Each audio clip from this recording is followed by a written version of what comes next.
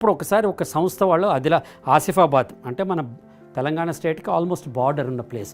ఆసిఫాబాద్లో ఒక ఫంక్షన్కి నన్ను ఇన్వైట్ చేశారు. ఏ రోజు 30th అన్నారు. ఓకే 30th అంటే 29th నైట్ బయలుదేరదాం అని చెప్పారు.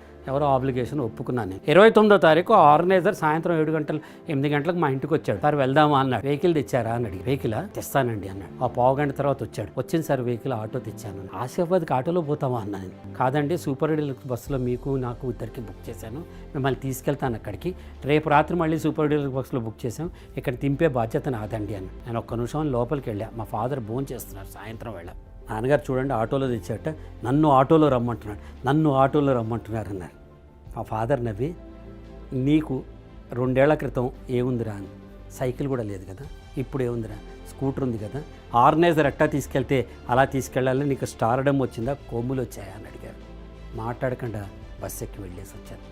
జీవితంలో అవతల వారు చెప్పినట్టుగా మనం ప్రవర్తిస్తే వారికి ఆనందం, మనకి ఆనందం.